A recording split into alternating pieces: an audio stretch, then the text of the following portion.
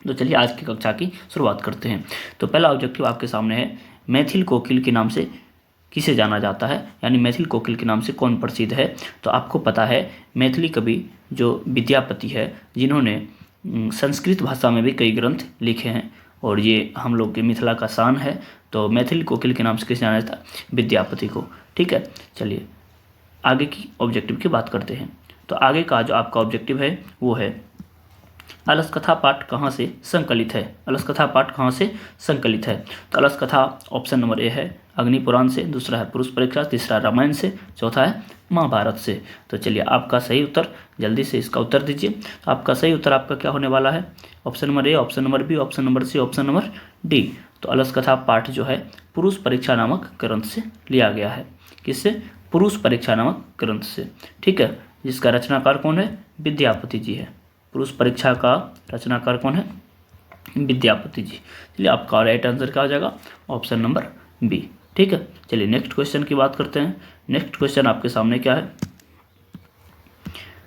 मिथिला का मंत्री कौन है। मिथिला का मंत्री कौन है, जल्दी से उत्तर दीजिए इसका, मिथिला का मंत्री कौन है। बुध है, कर्मवीर, धर्मवीर या वीरेश्वर। तो आपका जो सही उत्तर होने वाला है क्या होने वाला, ऑप्शन नंबर क्या, ऑप्शन नंबर है डी, यानी मिथिला का मंत्री कौन है, वीरेश्वर नाम का मंत्री था मिथिला में। और यदि इसका बात किया जाए, ये स्वभाव से कैसा था, स्वभाव से ये दानशील था। क्या था, दानशील था।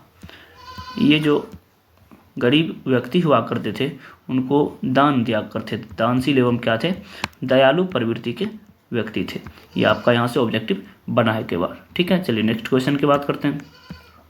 नेक्स्ट क्वेश्चन है, मनुष्य को कौन नष्ट कर देता है। मनुष्य को कौन नष्ट कर देता है। ऑप्शन नंबर ए है धन, दूसरा है धर्म, तीसरा है आलस्य, चौथा कोई नहीं। तो जल्दी से इसका उत्तर दीजिए। इसका उत्तर क्या हो जाएगा, आलस्य। आलस्य मनुष्य को क्या कर देता है, नष्ट कर देता है, यानी ऑप्शन नंबर आपका क्या हो जाएगा, सी सही जवाब हो जाएगा। ठीक है, चलिए नेक्स्ट क्वेश्चन की बात करते हैं। कहता भीषण भूख लगने पर भी कोई कुछ नहीं कर सकता है। वो कौन कुछ नहीं कर सकता है, कहने का भीषण भूख लगने पर भी कुछ नहीं कर सकता है। कौन ऐसा कर सकता है जी, आलसी, निर्बल, सच्चरित्र और निर्धन। आजकल तो आप सब भी ठंड में कुछ नहीं करते होंगे, खाने के लिए तो करना ही पड़ता है, लेकिन जो आलसी व्यक्ति होते हैं वो भीषण भूख लगने पर भी कुछ नहीं करता है। ऑप्शन नंबर क्या हो जाएगा, ए आपका सही जवाब हो जाएगा, ऑप्शन नंबर ए। ठीक है, चलिए नेक्स्ट क्वेश्चन की बात करते हैं। कहता वीरेश्वर कहाँ का मंत्री था। वीरेश्वर कहाँ का मंत्री था, यानी वीरेश्वर नाम का मंत्री कहाँ रहता था। इसका सही उत्तर क्या हो जाएगा, option number A Pataliputra, B Mithila, C Janakpur, D Ayodhya. तो अभी इससे पहले हमने बताया जो वीरेश्वर थे वो मिथिला के क्या थे, मंत्री थे। मिथिला के क्या थे, मंत्री थे।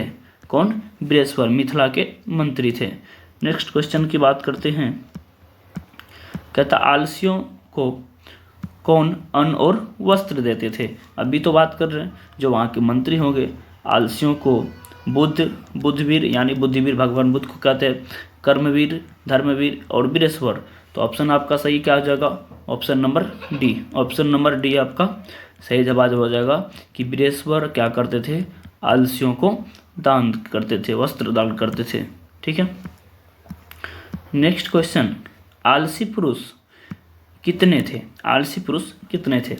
देखिए दोस्तों, जो आलसी बनावटी आलसी आए थे ना, बनावटी मतलब बनावटी क्या था कि वो दान धर्म जब करते थे तो लोगों को मन में हुआ कि क्यों ना हम लोग भी चलें, तो बैठे बैठे सब कुछ मिल जाए, मतलब वस्त्र भी मिल जाए, भोजन भी मिल जाए, ये सब बैठे बैठे मिल जाए, तो क्यों नहीं चलें इस सबके साथ भोजन करने के लिए।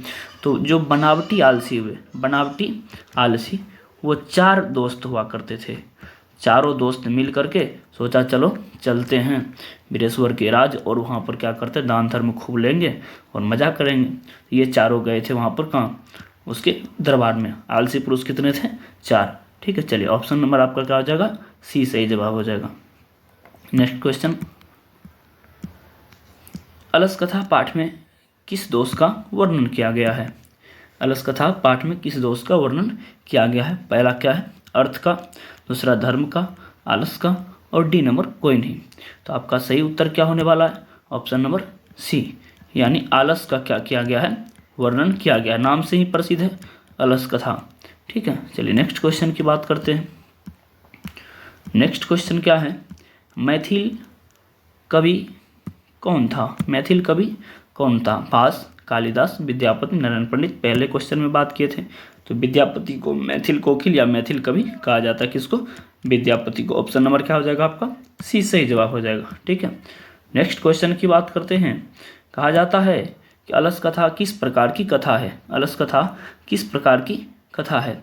व्यंग्यात्मक, हास्यात्मक, कारुणिक, उपयुक्त में से कोई नहीं। देखिए दोस्तों, तो व्यंग के बारे में कहा गया। व्यंग मतलब होता है किसी का उपहास करना। क्या होता है? उपहास करना। तो इसमें उपहास होता है किसका? जो दोष है, कौन सा दोष? आलस दोष का क्या किया गया है? उपहास किया गया है। तो हम ये कह सकते हैं क्या व्यंग्यात्मक क्या है? कथा है। ऑप्शन नंबर आपका क्या हो जाएगा? ए सही जवाब हो जाएगा। ठीक है, नेक्स्ट क्वेश्चन की बात करते हैं। कहता अलस कथा पाठ में कौन लेखक? अलस कथा पाठ के लेखक कौन है? विद्यापति, नारायण पंडित, कालिदास, वेद व्यास। इसका सही उत्तर क्या होने वाला है? विद्यापति। अलस कथा के लेखक कौन है? विद्यापति। क्योंकि ये लिया गया कहाँ से? पुरुष परीक्षा से। किससे लिया गया है? पुरुष परीक्षा ग्रंथ से लिया गया है। उस पुरुष परीक्षा का लेखक कौन है? विद्यापति जी है। तो अतः इसका भी लेखक कौन हो जाएगा? विद्यापति। ठीक है, नेक्स्ट क्वेश्चन की बात करते हैं।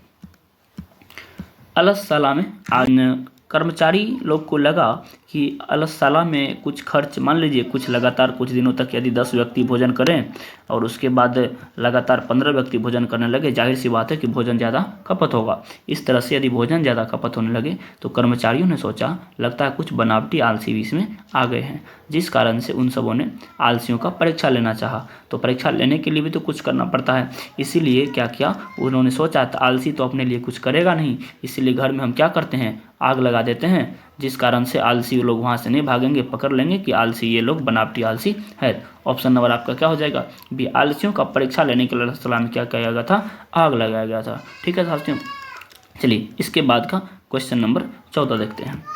अलसशाला पाठ में किस के महत्व का वर्णन है? टाइपिंग में मिस है। अलसशाला पाठ में किसके महत्व का वर्णन है? मानव गुण का, पशु गुण का, देवता गुण का, उपयुक्त में से कोई नहीं। तो इसका सही आंसर क्या हो जाएगा? मानव गुण का वर्णन है। ठीक है, चलिए नेक्स्ट क्वेश्चन की बात करते हैं। गरीबों और अनाथों को प्रतिदिन भोजन कौन कराते थे? इसका सही उत्तर क्या होने वाला है? बुद्धवीर, कर्मवीर, धर्मवीर, वीरेश्वर। तो वीरेश्वर मिथिला के मंत्री थे जो दानशील थे। कौन थे? दानशील व्यक्ति थे, और इन्होंने ही प्रतिदिन गरीबों को क्या करते थे? भोजन कराते थे। ठीक है साथियों, नेक्स्ट क्वेश्चन क्या है? कारुणिक के बिना किसकी गति नहीं है? कारुणिक के बिना किसकी गति नहीं है? धूर्तों की, पतितों की, वाचालों की, आलसियों की। तो करुणा करने वाला। कारुणिक का क्या अर्थ होता है? करुणा करने वाला। करुणा क्या होता है? दया करने वाला। तो दया करने वाला अगर कोई ना हो तो आलसी व्यक्ति का कुछ नहीं हो सकता है। ठीक है साथियों, नेक्स्ट क्वेश्चन क्या है? अलसशाला में आग लगी को देखकर कौन भाग गए थे? वहाँ से सभी धूर्त लोग थे वो पलायन कर गए थे। धूर्त क्या हुए थे? पलायन कर गए थे। और आलसी क्या थे? सोए रह गए थे। सोए रह गए। ठीक है, धूर्त क्या हुए? पलायन कर गए। ठीक है, चलिए नेक्स्ट क्वेश्चन क्या है? चलिए इसके बाद लगता है इसमें और एक दो क्वेश्चन छूट रहा है, वो बात कर देते हैं। ठीक है, टाइपिंग नहीं किया गया। चलिए क्वेश्चन इससे क्या बनने वाला है, यहाँ पर यदि हम बात करें बालक का गति कौन होता है? गति कौन होता है? कहने का अर्थ ये है तो बालक किसके गति से चलते हैं? तो जननी। क्या? जननी के बिना बालक का कोई अस्तित्व नहीं रहता है, यानी बालक का जो गति होता है कौन होता है? माता होता है। इसी प्रकार से यदि दूसरा क्वेश्चन की बात करें, एक स्त्री का गति कौन होता है? स्त्री का गति कौन होता है? एक मिनट। स्त्री का गति, स्त्री की गति की बात करें तो उसका क्या होता है? पुरुष, यानी कि उसका पति होता है। पति के बिना स्त्री का कोई अस्तित्व नहीं होता है। तो ये दो क्वेश्चन आपका छूट रहे थे। ठीक है साथियों, इस तरह से आशा करता हूँ कि इसमें सभी वीडियो आपका इंक्लूड हो गया, सभी जो ऑब्जेक्टिव है वो इंक्लूड हो गया होगा। इसी तरह से अगले पार्ट के ऑब्जेक्टिव के लिए इंतजार कीजिए। तो धन्यवाद इसको लास्ट तक देखने के लिए। अगर वीडियो अच्छा लगा दोस्तों के साथ शेयर करिए और लाइक शेयर कमेंट कीजिए। ठीक है, धन्यवाद।